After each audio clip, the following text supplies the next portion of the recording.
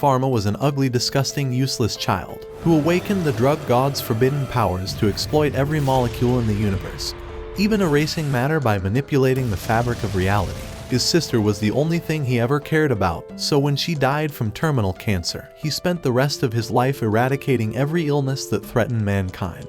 But after 20 years of overworking himself without any sleep, his heart let out its final beat, never allowing him to see all the lives he sacrificed himself to save. As he opened his eyes, a hot maid was happy to see him regain consciousness and told him that he was struck by lightning. But Farma realized he had been reborn as an ugly, worthless boy. So as he struggled to use his legs, he sensed the magic in the air, but never realized that he was reborn as God himself. After seeing his new ugly face, the hot maid introduced herself as Sherry, but noticed the scars on his arms and told him that they were the holy marks of Isekai'd, the god of medicine. That night, he finally joined his family for dinner, and his mother Beatrice was happy to see him recover, but his sister wondered if he was still hurting. When Farma began growing excited to have been reborn into a happier family, his useless father told him that he would be continuing his magic lessons the next day. However, when the following day came, the useless teacher noticed something was off about him and told him that he looked uglier than usual. So as she reintroduced herself as Ellen, realizing he forgot all his memories, she began reviewing the basics of divine arts and explained the 5 attributes of magic along with the 5 gods in existence. She went on to reveal that the only people capable of using negative magic were the gods. But after arriving at the river, she was excited to test his affinity for magic and asked him to launch a spear of water. However, when she realized the moron was clueless, she steadied her footing and concentrated on her innate mana, allowing the spell's energy to flow around her, and launched a stream of water into the river. So as Big Tits McGee said it was his turn to try it out, he knew that it was his chance to make her wet with his wand, and focused all of his mana into his rod.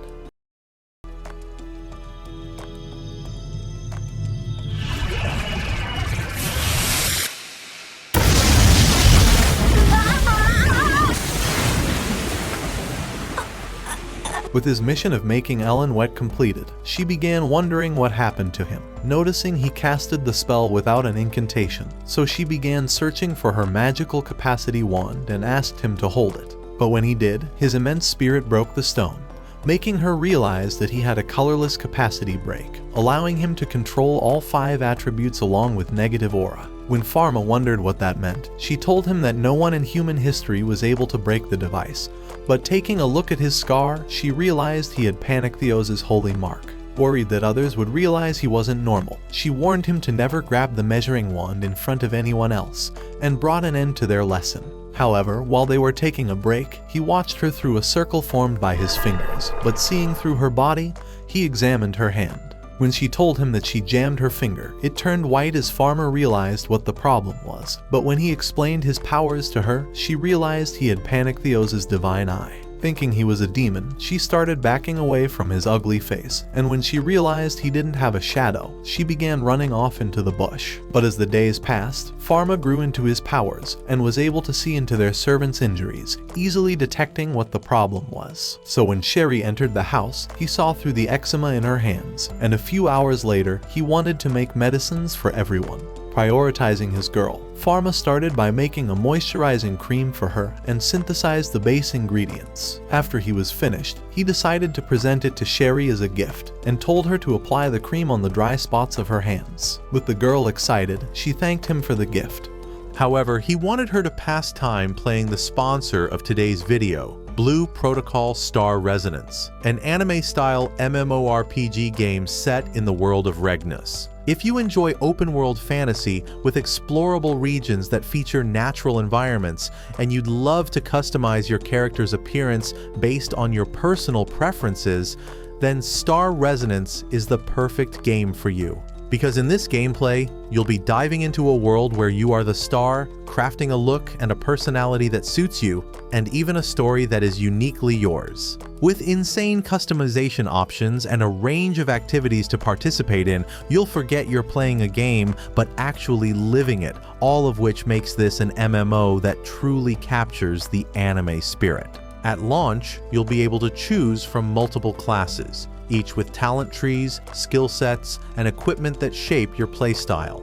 And beyond the main story, you can go on side quests to increase experience and receive rewards, including 5-player dungeons and large 20-player raids. In addition, you can join a guild and participate in weekend guild hunts against world bosses, unlocking shared perks and enjoying upgrades. You'll receive a personal island and house from the onset, customizable inside and out, and can share with up to 4 friends. Star Resonance is available on both PC and mobile devices, so what are you waiting for? Click the link in my description to begin your incredible journey, and check my pinned comment for an exclusive code that'll help you accelerate your start. But make sure to use it fast because there will be a limited amount of them to redeem. Download now and join me in this fantastical world of Star Resonance, because while we'll be dominating this incredible universe, Farma will remain a useless, ugly, disgusting loser who lived 2 lifetimes as a pathetic waste of flesh. Damn!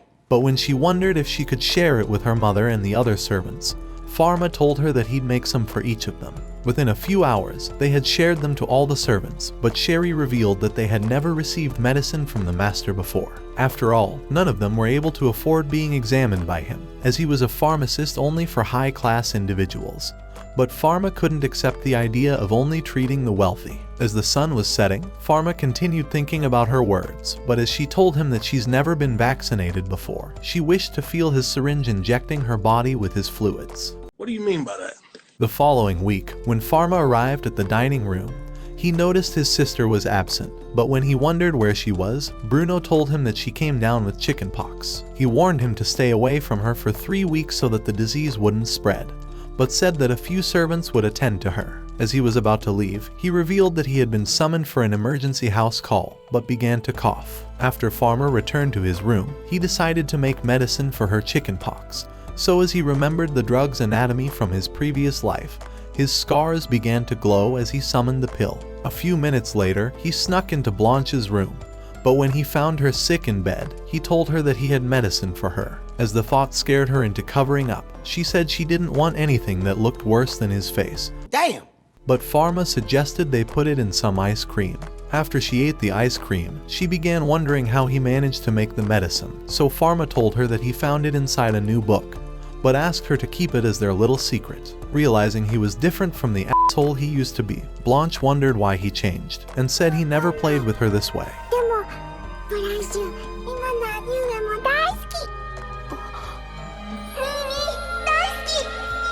By the following day, Blanche had recovered, but when Bruno wondered how it was so quick, she told him that it was a secret. Later that day, after Bruno summoned Farma to his room, he told him that they had an emergency house call for the Empress. As he began to cough, Farma realized something was wrong with his body, but when he was caught trying to use his divine eye, he pretended like it was nothing. After they arrived at the castle, Farma saw an ugly-ass man who looked like a dressed-up Tarzan. But when he began telling Bruno that the Empress was getting worse, Farma overheard him saying that her lungs were extremely weak. When they entered the royal chamber, Farma saw the Empress for the first time and remembered that her name was Elizabeth. However, when Bruno decided to examine her blood, they realized her stars were in a horrible state, so Bruno revealed that she was going to die soon. So to make her suffering end, he created a euthanasia potion. But after he returned to the Empress, she asked him to be honest about her recovery. Wanting to put her mind at ease, Bruno told her that he brought the best sets for her recovery, and asked her to inhale the vapor.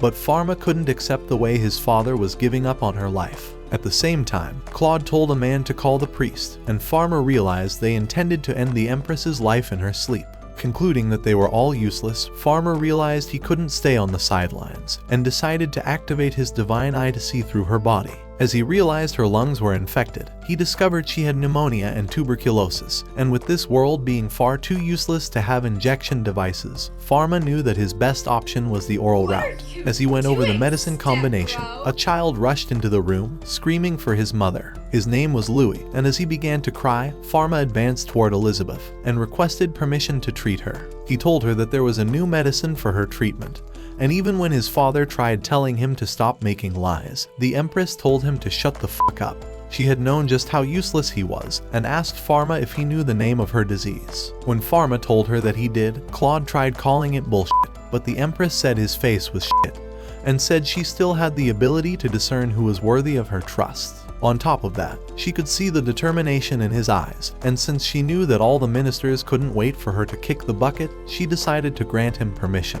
A few minutes later in the lab, while Farma was creating drugs, he ignored his useless burden of a father who was banging on the door and began writing down the drug formula. But as he began summoning the pill into a bowl, Bruno broke down the door and demanded to know what he was doing.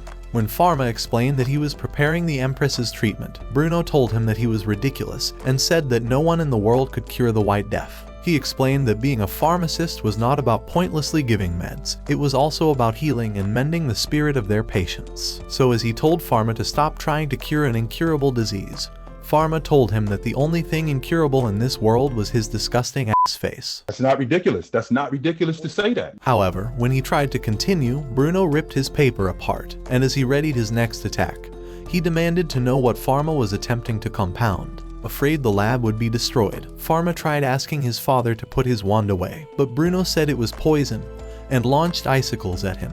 However, Farma repelled them and summoned a wall of ice to separate them. Realizing he did so without a wand nor incantation, Bruno wondered who the hell he was, and when he noticed his glowing arm, he asked him again. However, when he began reading his journal, he wondered what was inside, so Farma explained that it was knowledge of new drugs. He said that he had dreamed of it on the day he was struck by lightning, so as Bruno began thinking that it was his turning point.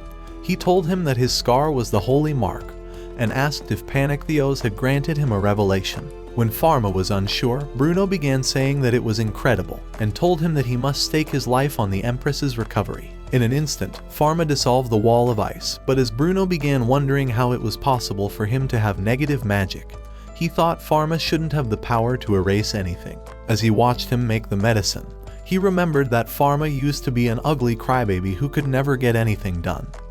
But as he asked again if he was really his son, Farma told him that he considered himself to be. Before long, he returned to the royal chamber, but when Claude wondered if his useless father had run away, Farma told him to focus on the ugly eyebrows running away from his face. As Farma advanced towards the Empress, Claude wondered why Bruno wasn't trying to stop the brat, but Bruno revealed that his son was now the chief meds dealer. When Farma began explaining the concept of the disease, he told the Empress that she would gain full recovery if she took the medicine every day for half a year, and she agreed. As Farma tried helping her trust him, he drank his own medicine to show it wasn't poisoned. So as she followed his lead, Farma began telling all the useless ministers that the White Death would soon cease to be an incurable disease once the Empress recovered. That night, while Farma and Bruno were heading back home, Bruno remembered that his kid was always afraid and clumsy, and even though he was hard on him, he realized that he failed as his father. Even now, he was certain that this kid before him wasn't the same Farma he knew, but when they arrived at the mansion, he hoped that Farma's medicine would work. Offering him a bottle, Farma told him that this was his fix, so Bruno began saying that Panactheos had blessed him, and as he accepted it, he said he would obey his guardian deity. Sensing his low self-esteem, Farma began telling him that he had taught him many things, and called himself an apprentice-level pharmacian. So as he asked his father to continue showing him the way of becoming the greatest meds dealer, and offered him his hand, Bruno decided to hold it. A few months later, while Farma and Bruno were in the study, Bruno began telling him that the cartel university was demanding the recipe for his medicine. However, when Farma revealed that he couldn't have competition on these streets, Bruno told him that he had made up a bullshit reason and sent them away. He thought the treatment was a miracle wrought by the Panactheos, but Farma explained that it didn't require divine arts, and that he'd eventually reveal the process to the public. When Bruno wondered if it was the will of Panactheos, Farma realized his father was off his meds again. But Bruno warned him to be careful of Big Farma. Later that day, when Farma arrived at the castle, a useless kid named Noah welcomed him and suggested they speak for a moment. When he began revealing that the Empress intended to reward him for saving her life, he decided to ask for the one thing he'd always wanted. But Farma told him that he could start by backing the f*** away. However, the ugly kid just wouldn't quit and demanded to know the one goal he'd always had. So to shut him up, Farma revealed that he'd wanted to open a pharmacy. Inside the royal chamber, after Farma had administered a dose of medicine to the Empress, she told him that her condition was improving every day, but he warned her that there was no guarantee she'd gain full recovery. However, she thought he was only trying to be modest, so she thanked him for lighting the flame of hope in her heart, but went on to say that her authority as a ruler plummeted after she fell sick, and she thought she'd become useless to everyone. Realizing this bitch was an attention whore, Farma began telling her that the people adored and missed her, and said she would never be worthless for as long as the people existed. As he was about to leave, he told her that humans move continuously toward death, and that he was certain she would live her second life even better, but she saw into his real soul. The following month, when Farma and Bruno arrived at the palace for a ceremony, Farma discovered it was being held in their honor. So after Bruno was awarded the territory of Marcera, Farma was summoned, and Elizabeth permitted his promotion from apprentice to royal pharmacist. In addition, she decided to grant him special permission to open a pharmacy in the capital, but Farma realized Noah was definitely responsible. The following day, after a group of men arrived at the mansion, one of them began saying that they had been ordered to start construction. So when Farma tried saying that he wasn't ready, the man told him to create the blueprint anyway. Just then, Miss Giant Cannons arrived, and as she told Farma that Bruno had commanded her to support him, she wondered what kind of pharmacy he wanted to build, but he told her that he couldn't think with her ugly face around. However, he decided to try anyway, and they all watched in awe as he drew the blueprint. Within a few weeks, they had begun construction. But as Farma was excited to see his dream finally come true, he thought it was shocking that it would happen in a parallel world pharmacy. But a man said it would make a perfect name. Before he knew it, a sign was created with the same name, and even though it made him uncomfortable, Ellen said it was perfect. Just then, a disgusting fat-ass loser appeared, asking who the proprietor was. When Farma told him that he was the one, the fatso introduced himself as Vaughn, and said he was the one who ran these streets and was the best Schedule 1 player. As he went on to ask what sort of drugs Farma intended to deal, thinking it was the weak shit, Farma told him that he intended to create to treat people's pain, but Vaughn laughed at him. However, when the ugly fatso who was shaped like a rhino began saying that his products would be expensive, Farma told him that they would be as cheap as his brain cells, but Ellen threatened to beat him to a pulp for trying to bully the kid. That evening, when Farma arrived at the mansion, he found all the workers sad, but when he wondered what happened, a man named Cedric explained that he was retiring. Realizing it was sudden, Farma wondered why his useless father had never said nothing about it, but Cedric told him that Bruno wanted him to rest his knees in the countryside. As he explained that his knees were getting weaker by the day, Farma figured out an idea. So as he told him to come to his pharmacy for treatment, he ran off. Before long, he told Bruno his intentions to hire Cedric, so as Bruno told the brat that he could do as he wished, two workers soon brought him a chest. As Bruno began saying that it was his congratulatory gift, he told him to use it in operating his pharmacy. So when Farma opened it, he realized that it was a chest full of gold. Bruno told him that it was a fatherly gesture, and said that Cedric would make a good and trustworthy worker. But when Farma wondered why he was really fired, Bruno's silence made him realize his father had planned this all along. By the following week, Farma's pharmacy had begun operation.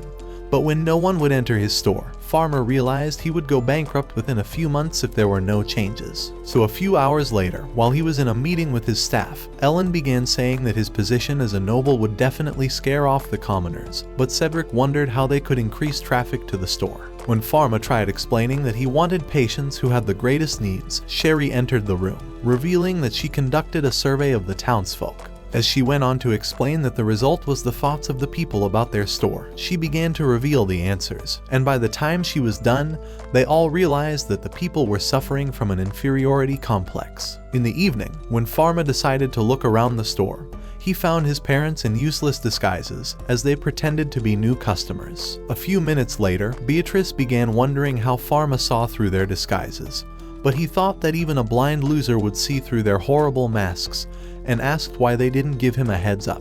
Beatrice explained that they only wanted a sneak peek without disrupting business, but Farma thought her pathetic face was enough to completely ruin his business. Emotional damage! However, when Bruno asked to see around, Farma decided to give them a tour of the building. But after it was over, Bruno decided to ask about his customer traffic. He had noticed that nobles and merchants were the only people visiting, but when he asked about the commoners, Farma admitted that winning them over was their current challenge. Figuring a solution, Beatrice suggested he start selling cosmetics to aristocrats, and explained that commoners would try to purchase them once they discovered that the prices were affordable. With Farma already having experience on making cosmetics, he said it was a brilliant idea. But Bruno warned him to never use white face powder. Not only was white powder the leading cause of death at raves, he was certain that it led to early deaths in ladies, and said it ran counter to the path of medicine. But Farma wondered if his father had experience with white powder. Just then, a random dude appeared and began saying that his lady had collapsed, so he asked Farma to examine her. When they arrived, they made their way through the crowd, but when Farma found the lady, he noticed she was pale as a corpse, and decided to see through her with his divine eye. He realized she had no abnormalities in her central nerves, but noticed she had a fever. Deciding to look beyond the surface, Farma saw a series of wounds on her arm and wondered if they were incision marks. Knowing the procedure could only be done by an expert, he thought they were from bloodletting, and told the lady that it was the reason why she was feeling unwell. When she explained that a doctor had performed it, Farma revealed that the repeated incisions had caused the wounds to become infected, but asked her to come to his pharmacy for treatment. After they arrived, the lady named Chloe began saying that her lover had dumped her because her skin wasn't pale enough, and her desperation had driven her into trying to make herself pale by becoming a cutting board. All she wanted was to be pale as a corpse, but Farma warned her that the bloodletting procedure would soon make her one. However, he decided to give her medicine for the infection. But when he tried warning her to stop using white powder, saying that it would kill her already dead face, the love-sick idiot told him that she couldn't stop. Not wanting her to kick the bucket, Farma decided to consider a solution and told Chloe to return in a week, saying that he would prepare suitable cosmetics that would suit ugly bitches like herself. The following week, after Farma perfected the cream, all his workers thought he looked whiter than a ghost. But he explained that it was a prototype for Chloe. As he went on to reveal the ingredients, Sherry wished he'd cream her face with his seed. I'm not gonna lie. The first line she said was pretty hot. I'm not gonna, I got a semi-chest. When Chloe arrived, Farma began to explain the function of each product to her, and said she'd eventually have the skin she wanted if she continued the procedure. By the following day, Sherry was offering free samples of the product, and when the people realized it was affordable, they decided to purchase a set. Within a few days, the store was filled with customers, and everyone was asking for a cosmetic set, eventually spreading news of the pharmacy. By the following week, when Chloe returned, she discovered the cosmetics were all sold out, but when Farma explained that the demand was high, he said he couldn't keep up. As Chloe decided to suggest that he create an independent subsidiary company for cosmetics, she offered to finance it and employ pharmaceutists to work in-house, but said he'd remain the proprietor. While Farma was still processing the thought, Cedric told him that Chloe could be trusted as a business partner, so as he offered to take care of the necessary paperwork, Farma decided to accept the offer. Within a few weeks, the company was set up, but when Farma wondered where the staff were, Chloe showed him a group of first-rate pharmaceutists. Noticing their huge missiles, Farma told her that he was impressed with them, so as one of them told him that it was a pleasure to work for him, Farma said they could all work for as long as they wanted. A few weeks later, Farma traveled to Marcera with his family, but when the acting governor began giving a report of everything that happened within the territory, Bruno told Farma to go see the ocean. When he arrived, he found Blanche and Sherry building a sandcastle, but when Blanche told him that she wanted to splash in the water, Farma thought it was too dangerous. However, the brat began trying to persuade him, so as Sherry revealed that she also wanted to go in the water, she told him that she would watch over Blanche. With their tone too tempting, Farma decided to accept, but warned them not to get too close. As the girls ran to the ocean, Farma noticed Ellen behind him. But when she told him that she intended to swim, the thought of watching her made Farma climax. As Farma watched the girls playing, he remembered his sister from his previous life, and the thought made him sad. Just then, he realized Blanche was drowning, but as he rushed towards the beach, he began swimming towards her. However, the current continued moving her further away, but as she sank underwater, Farma dived under. With the currents keeping him from getting closer, Farma realized he could lose his sister. But as his desperation awakened his innate powers, a massive energy spread across the ocean. With a gaping hole in the middle, Farma stared in shock at the extent of his own powers, but when Ellen saw him, she wondered if he was holding back the water. However, when she took a step, she noticed the sand was dry, and wondered just how powerful he must be. After they returned to the shore, Blanche began to cry, but when Farma looked through her with his divine eye, he realized she was fine. When Ellen decided to ask what power he used, Farma tried saying that it was a negative attribute divine art, but she called it bullshit, and said he annihilated an entire area of the ocean. She thought no such art ever existed, so as Farma noticed that Sherry was afraid, he realized he had gotten himself into a mess. At night, he continued thinking about what happened, so when Sherry was about to leave, he decided to ask her if she was afraid of him. However, she told him that she was in awe of his art and thought he was a hero for diving into the ocean without hesitating.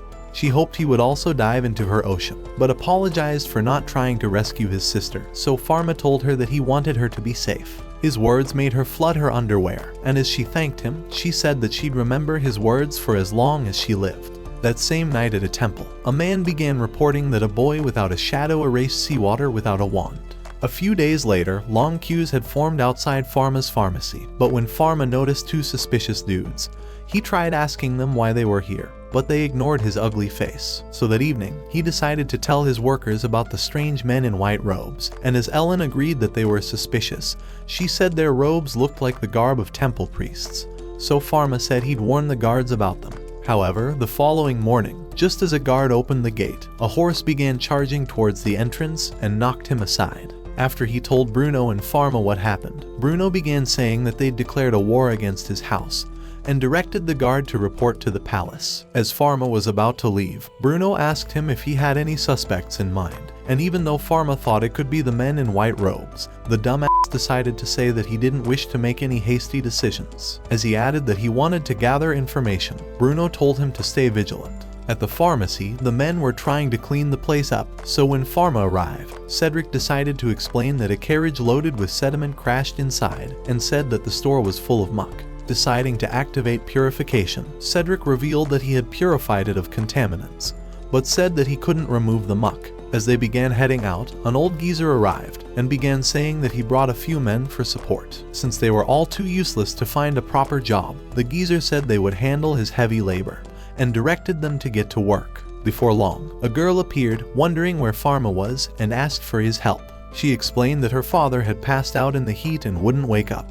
But Farma realized his chance to play hero and decided to follow her. After they rode out of town, the girl directed him to head towards the hill. But when they got to the area, Farma realized she had disappeared, so when some men in white robes appeared before him, he knew he'd been lured into a trap. Pointing his wand, the leader asked if he erased the sea in Marcera and revealed that they were inquisitors from the Holy Kingdom. However, a few weeks earlier, Ellen had explained everything about the temple, revealing that it was the largest international religious group in the world. It had the role of determining newborn children's guardian deities, because it used divine arts for eliminating heretics. With Farma being considered one, he knew he was in deep shit, so as the leader introduced himself as Grand Temple Inquisitor Solomon, he guessed that Farma was really the kid without a shadow. Calling him an evil spirit in the guise of a boy, the moron who looked worse than an evil spirit told him to put his hands up and to take 10 steps back. And with Farma wanting to keep the situation from escalating,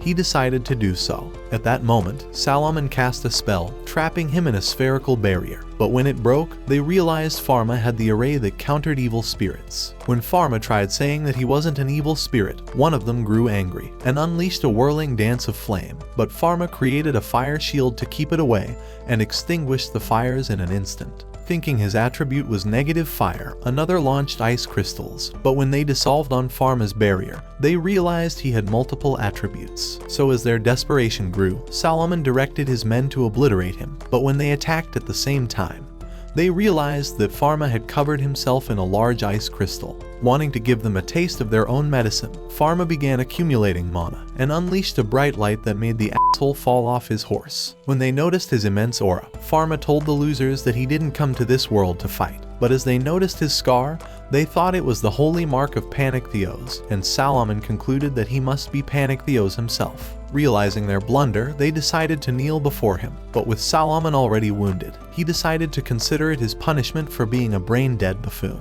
However, when he tried to atone by Isekai'ing himself, Farma held the knife and caused the blade to disintegrate. As he said that he didn't wish for anyone to be harmed, he told them that the only thing he wanted was to be left the f*** alone. Using his divine eye, he decided to see into the dickhead's injury, and as he realized his upper shin was fractured, he discovered it could be treated. Deciding to promote himself to a surgeon, Farma summoned a bed of rock and revealed that he intended to provide emergency first aid. As he commanded that they send for a carriage, Solomon wondered why he wasn't being punished, but Farma told him that having a worthless face like his was enough punishment.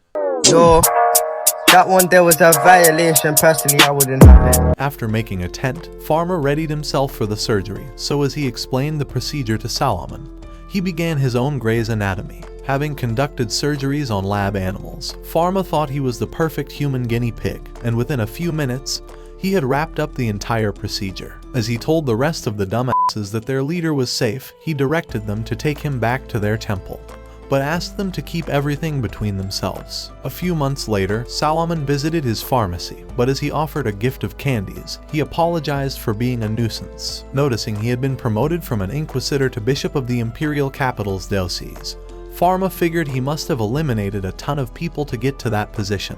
However, Solomon told him that he had sent a letter to the Grand Temple to ignore every report of heretics. As he revealed that he had brought him a wand worthy of his stature, Solomon explained that it was one of the treasures kept in the guardian deity temple, calling it the Panek Rabdos. He said that it was suited to combat, diagnostic and healing divine arts, and asked Farma to try picking it up. As he did, it started glowing in his hand, so as Solomon called it the emanation of holy light, he said that the wand acknowledged him.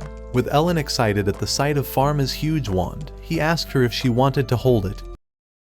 But as she tried, it went right through her hands. When Ellen wondered what just happened, Solomon explained that the wand was not of their world, and said that only guardian deities could wield it. Wanting to harness its powers, Farma decided to sit on it, so as they realized it was floating, Solomon told him that he was truly worthy of possessing it. A few minutes later, when Solomon was about to leave, he promised that the temple would never attack his pharmacy, but hoped that he would find the miscreants who drove the carriage into his store. For his final gift, he decided to give Farma a talisman, saying that it would suppress his divine powers. So just as Farma discovered he now had a shadow, he was excited that he would no longer be considered an evil spirit, and told Solomon that it was what he had always wanted. While out shopping with his sister, Farma spotted a lady trying to buy one of his medicines from another store.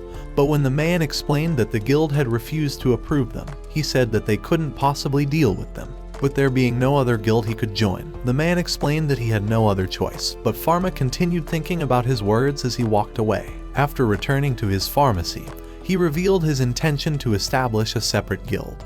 But when Ellen wondered if he had any stores that were willing to join, she said that two were enough to create a guild. With Cedric willing to do the paperwork, Ellen thought that having more partners would reduce the crowding at their store, but Farma hoped that it would lessen the workload. Meanwhile, the other pharmaceutists were in a meeting, and Veron was angry that Farma's store was still thriving.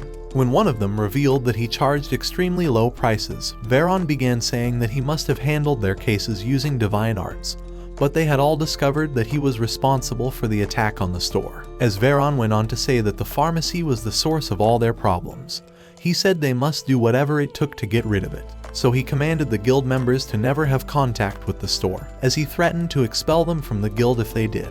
The following day, one of the guild members named Pierre was trying to call a doctor for his sick child, but when Farma told him that the clinic was closed until next week, Pierre realized who he was. Noticing his daughter was sick, Farma offered to examine her, so as Pierre knew he couldn't put her life at risk, he accepted. After they arrived at the store, Farma led Pierre through a back entrance, but he thought it was due to his low social standing. However, when they entered, Pierre was in awe, but Farma directed him to lay down his daughter. When Pierre wondered why they passed through the back gate, Farma explained that it was to avoid spreading the infection to other customers. So as Farma began asking questions about the girl, Pierre thought he was incredible, but Farma asked him to stand on a scale with her, explaining that he wanted to determine the dosage. And as he measured her temperature, Pierre realized that every pharmaceutist in their world was a f***ing amateur, with their standard practice being to crudely cut the adult dose in half for children. As Farma decided to see with his divine eye, he told Pierre that he had diagnosed her illness,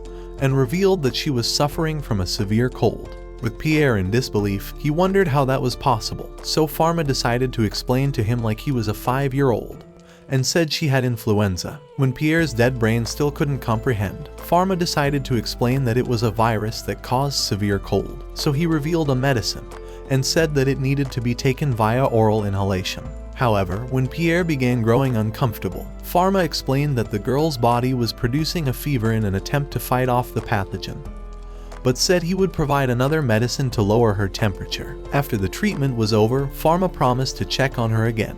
But that night, when Pierre was about to leave, he realized his daughter was already feeling better, and wondered how the medicine worked so fast. However, when he decided to ask how much he needed to pay as a fee, Farma told him that the charge was the cost of a bread loaf, But when Pierre thought it was incredibly low, Farma explained that he intentionally set the price low for children. That same night at his home, Pierre's wife told him that their daughter was sound asleep, and she was glad that the medicine worked. But when Pierre revealed that it was from the noble's pharmacy, she realized he could get into trouble with the guild. However, Pierre knew that a useless guild couldn't compare to his daughter's life, and began saying that the store was incredible. Having considered himself an experienced pharmaceutist, he thought he was nothing compared to Farma, but wished he could incorporate his knowledge into his own store. Knowing what he intended to do, his wife tried warning him about the guild, but Pierre said they could suck his small cock. So a few days later, during another guild meeting, Pierre watched everyone in silence. But when Veron asked for his thoughts, he realized he'd found the perfect opportunity to voice out, as he began by asking if any of them had ever entered Farma's store and even seen the medicines given to patients. The others said that Farma was their competitor, but Pierre told them to go see for themselves, as he went on to say that their customers would never return. He admitted that he felt the same way, and revealed that he had taken his daughter to the store for treatment after she came down with a fever. From what he observed, everyone was offered equal treatment regardless of their social status, but the disgusting fatso began saying that he was merely falling prey to the novelty. He thought Farma's methods couldn't possibly be correct, and called his entire purpose an aristocrat's whim, as he was certain that he would abandon the store in a matter of time. He told them that Farma would disappear without a trace, and would leave their medical infrastructure in ruin.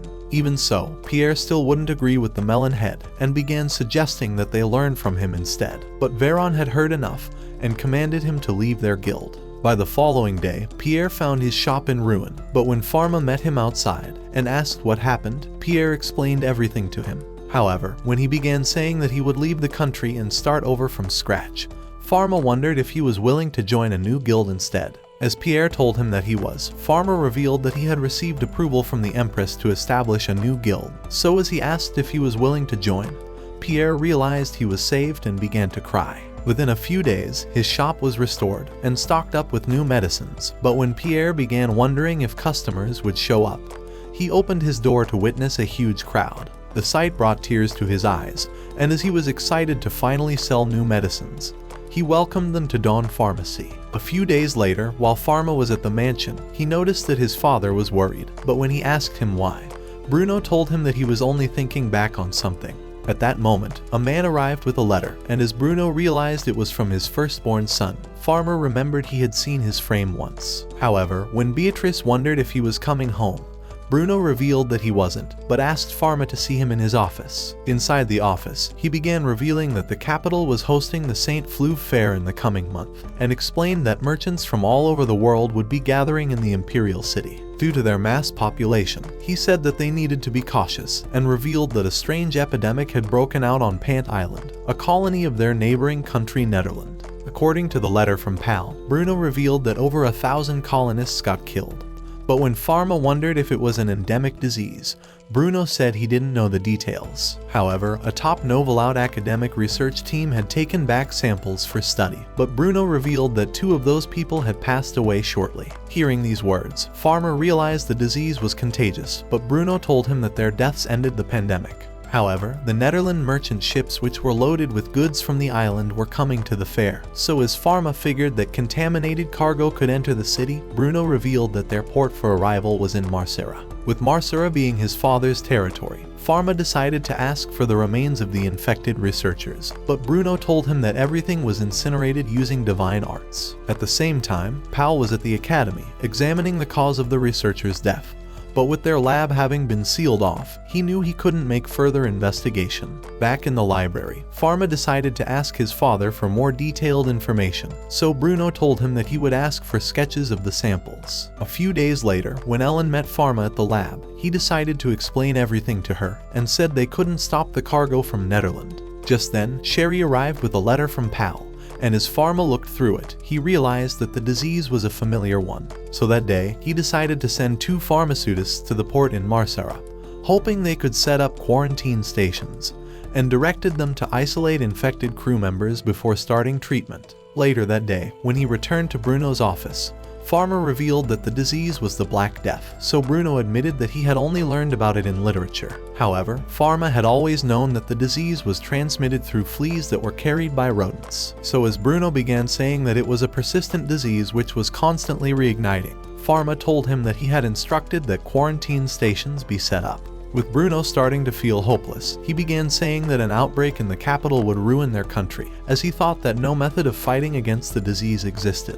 However, Farma told him that they could save the empire, and said that he had already prepared a new medicine, as he went on to reveal that it was called levofloxacin. He said it was an antibiotic that was effective against the bacteria that caused the Black Death, so he sent the necessary amounts to partner drugstores as a precaution, but said the first line of defense was to prevent infection from happening at all. Realizing the kid couldn't handle it on his own, Bruno suggested they leave for the palace immediately. At the palace, after they explained everything to the Empress, she accepted their request and promised to close the gates of the city so that they could limit the points of entry for the merchants. As Farma requested to be allowed to set up cargo inspection points at the gates, he asked the Empress to instruct the residents to exterminate rats and fleas, and to even boil their own clothes. Accepting without a thought, Elizabeth directed a minister to make the announcement. But as Bruno thanked her, she told him that she was only performing her responsibility as the Empress, and said she had faith in both of them. That evening, when Farma and Ellen were about heading to Marcera, she told him that she had sent word to the advance team that they'd be arriving soon. But when Farma began wondering if he could really contain the situation, she told him that they would be fine, so Farma realized that Cedric and Sherry were wishing him luck. As Ellen began saying that he wasn't alone, she said she also believed in him, so he promised to do everything in his power. Meanwhile, in another city, the disease had annihilated everyone, but as a deranged psychopath walked freely through the alleys, oozing with a dark aura, he stumped a rat. At Marcera, Farma and Ellen watched the ships from a cliff, and as she thought their greatest threat could be in one of them, Farma suggested they start inspecting them. When they arrived in their containment suits, two pharmaceutists decided to give them a report of the cargo and crew that arrived the previous day, before explaining the rest of the report. So with Farma's duty about to begin, they decided to go on one of the ships, but one fatso began demanding to know why they were held up for long. As he commanded that they be allowed to unload, Farma tried explaining that they were trying to prevent a serious epidemic, and asked who their physician was. As a man revealed that he was the one, he decided to give his report. But Farma thought it was as useless as the entire crew and asked to make his own inspection. Before long, he started moving around the ship, examining the crew, and returned to reveal that the cargo and crew had no issues. However, he had discovered that the crewmen were exhibiting early symptoms of scurvy, so he suggested they stop by the quarantine stations for some vitamins. When they began heading towards the next ship, another sailor began screaming at them for making him wait for so long, and demanded that they allow him to unload. At the same time, one dickhead began telling the loudmouth to wait his turn. But as they continued ranting, Ellen got ready to end their worthless lives. At that moment, shots were fired into the sea, nearly scaring the girl out of her suit. And as a new ship appeared, the captain began saying that the sailors needed to follow the Empire's rules if they wished to enter the port. When the sailors noticed the Empire banner on the ships, they realized it was the St. Fleuve's Scarlet Fleet. And Farma realized the captain was a regular at his store. His name was Jean, and as he began telling the sailors who Farma was, he threatened to throw everyone who was a pain in the ass into the sea. A few minutes later, Farma decided to thank Jean for his assistance, but Jean told him that he was doing it for every reason except his pathetic face. After they returned to the quarantine station, a man entered the tent and began saying that multiple people in the village of El Estac had died after developing high fevers, as he explained that a vessel had docked at the village so that they could skip the proper procedures at Marcera. He said they had illegally entered the village. But when Farma wondered what the situation was, the man told him that people were passing away after a brief fever. Realizing it was the Black Death, Farma announced that he was heading there. However, when he began heading out, Ellen tried persuading him to stay, as she thought he was needed here the most. But Farma told her that he would have stayed if only her tits weren't so small. What did he say? As he thought she was also capable, he asked her to oversee the process, saying that the port had the facilities and personnel it needed. Igniting the power of his wand, Farma decided to turn this shit into Harry Potter as he took off into the sky. While flying towards the village, a bird flew at him, making him lose his balance and began falling. However, he managed to regain control. But as he headed right towards a tree, he passed through it, but knew it was the power of the wand. After arriving at the village, he noticed a group of villagers leaving, but as he appeared before them, convincing them to turn back, they thought he was spouting nonsense. When they began saying that everyone was dying, they started wondering who he was, and judging by his containment suit, they easily concluded that a brat like him must be the evil spirit attacking their village. Just as they prepared to fight him, Farma stabbed his wand into the ground and cast an ice wall around the entire village. As he explained that the reason he did was to contain the illness, he revealed his face, telling them that he was a pharmaceutist from the capital, and that he came to save them from the Black Death. Noticing his royal crest, they realized it was true, so Farma told them that he came with a medicine that could eliminate the disease. A few minutes later in the village, Farma began to explain the process of the treatment, revealing that he would divide the village into 3 sections. The first would be for the severe symptoms, the second would be for the infected, and the third for the uninfected. As he went on to explain that it was a measure to prevent the infection from spreading, he asked for their cooperation in protecting everyone's lives. Meanwhile at the sea, Jean and his crew spotted a vessel at port side, and they noticed it was far off of any normal course. However, when they spotted its emergency flag, a man looked out from a rope ladder, and as he spotted the crew, he realized they were all dead. Figuring they must have contracted the disease, Jean realized their best option was to send them all to Davy Jones's locker, so he commanded his crew to sink the ship. Immediately, they began loading the cannons, and as the commander directed them to fire, they began blasting away. Back at the village, Farma had treated 2 of the 3 sections, but when he was about to head to the final one of the pharmaceutists offered to join him. However, Farma told him to prioritize his own safety and revealed that he had protective gear that would keep him safe. After he arrived at the building, he realized the real trial was only about to start, but when he entered a room, he saw 3 men from the temple. However, when one of them began saying that this wasn't a place for an ugly brat like him, another welcomed him, saying that it was an honor to see him again. As he revealed that he was from Salomon's unit, Farma remembered that he was one of the nutcases who attacked him, so he told them that he wanted to treat the infected. Explaining that the patients needed to swallow medicines, Farma suggested they split up, and said he'd examine each one's condition. As they began, Farma used his divine eye to make a diagnosis, and as he discovered that only 12 of the patients had the plague, he realized 2 were actually ill for a different reason. Realizing the medicine would treat half of them, Farma released the power of his wand to speed up its effect. But as he was growing exhausted, he wondered how long he could continue handling everything himself. Because for every moment he spent here, he risked the Black Death getting closer to the capital, so when the men told him that they were done administering the drugs, Farma told them to find the losers who brought the plague to the village. Meanwhile at the capital, Bruno had invited a lady to the mansion, having learned about her research. But when she began thinking he intended to tell her that her research funding had been cancelled, she told him that she was grateful for being allowed to continue her useless research for so long. However, Bruno told her that she got it all wrong, and explained that he wasn't firing her because he had an important job for her. He was certain that no one else in the Empire could do it, but as he told her that it would save the world, Casper was shocked at these words. Thinking it must be some misunderstanding, she began saying that she couldn't possibly be the right person. But he told her that he wanted her to find a certain new species of microorganism, and to extract a medicinal substance from it. Realizing she had the perfect bacteria to start with for her experiment, Casper revealed that it was subcultured in her lab. So within a few hours, after they found the bacteria, Bruno vowed to establish a special presidential budget for her, and commanded the rest of the researchers to focus on developing a new medicine from the microorganism. Back at the village, when Farma and 2 men emerged outside, the villagers thanked them for working into the night.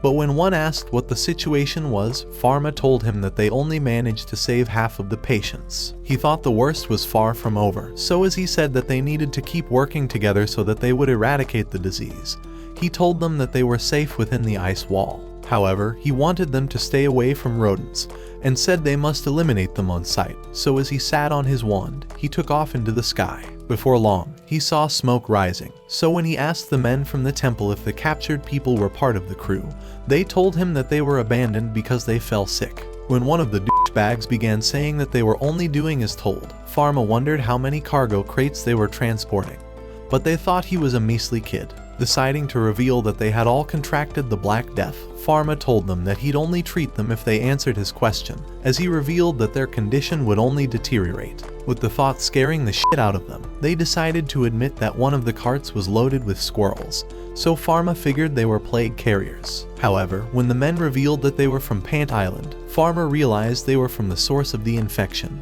and thought the capital was fucked, as he decided to ask how many more of their men were headed for the capital. One of them told him that they were 24 workers and 5 holy knights. These holy knights were combat specialized divine arts practitioners who served directly under a royal family. So as Farma thought it was definitely suspicious, he figured that the holy knights were on a mission to spread the epidemic to the empire. Meanwhile at the palace, Bruno was giving the empress a report of everything that was happening, and as he explained that the capital was the target, he thought the threat would arrive soon.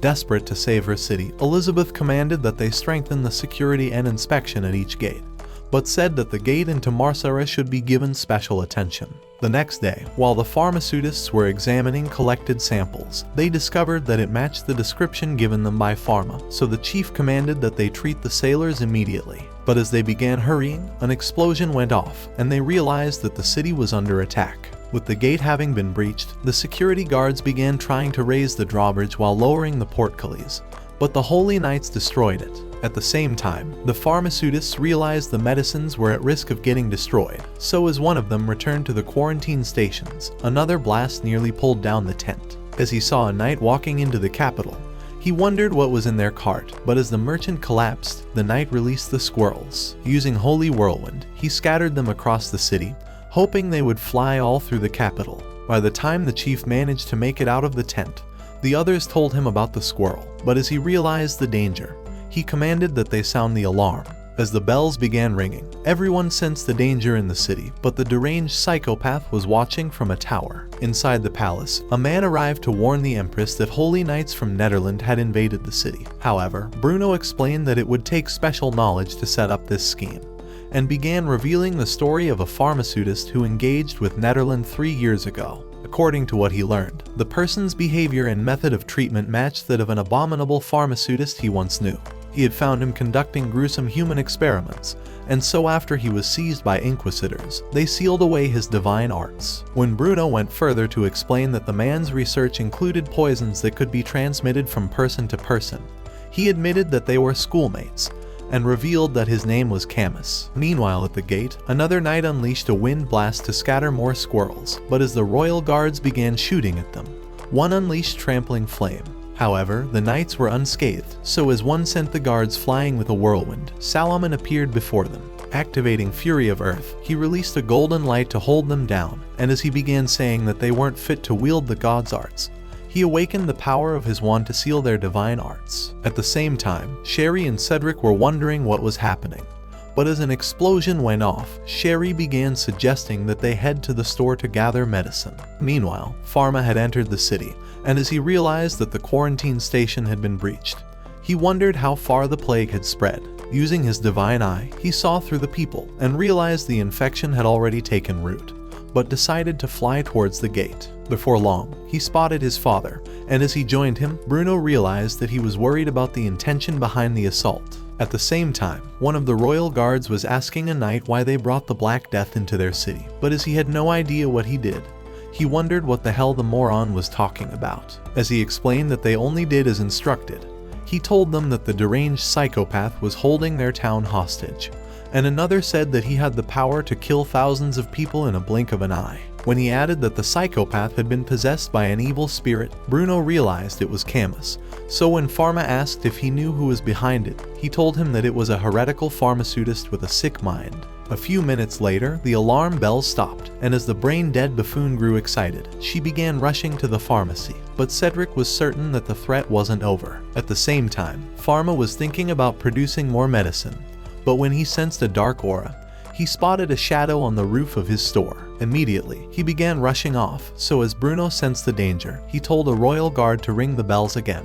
By the time Sherry arrived at the pharmacy, she noticed the windows were open, and since she couldn't use common sense, she thought Farma must have returned. Right then, the bells began ringing again, but as she rushed in anyway, Cedric thought something was definitely wrong. When Sherry entered Farma's lab, she realized it was empty, but just as Cedric entered, Camus stabbed him in the back. By the time Farma made it to the store, he saw the evil spirit inside, so just as Bruno arrived, they kicked down the door. At that moment, Farma found Sherry and Cedric wounded, so Bruno told him to attend to them, offering to draw Camus's attention. Desperate to put him away, Bruno launched crystalline ice spears, but Farma was trying to identify the poison in Sherry's and Cedric's injuries. After Camus parried another one of Bruno's attacks, Bruno managed to dodge his, but at the same time, Farma figured out what the poison was. At the same time, Camus knocked Bruno onto the floor, and as he began saying that souls on their way to Nirvana were beautiful, he kicked him away. However, when the skull face continued ranting about the beauty and the death of humanity, and tried extracting one of the poisons from Farma's experiments, Farma caused it to disappear. Having already concluded that Camus was a lost cause, Farma awakened his god powers, and punched him in the face. So with Camus starting to panic, he wondered why Farma wasn't just like him. But Farma revealed that he chose to cure people, and hit him with another punch that broke through the walls and sent him falling down. But as Farma followed, he landed another.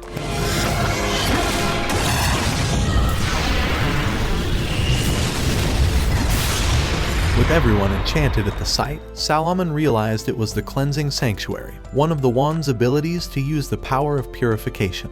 Because according to the ancient texts, the wand was made to destroy evil spirits and to quell an epidemic. Meanwhile, Camus was already burnt, and as the darkness dispelled, Sherry joined Farma in the ditch hole, welcoming him back. Throughout the following months, the entire nation joined Farma in attempting to eradicate the disease, until the day when the Empress announced that they had defeated the epidemic. And although Farma's pharmacy continued exploding in popularity as everyone wanted to be injected with his vaccines, Sherry only wanted to feel Farma's needle injecting her body with his fluids. Stop it. Get some help. Watch this next video. Till next time, my fellow legendary plot masters.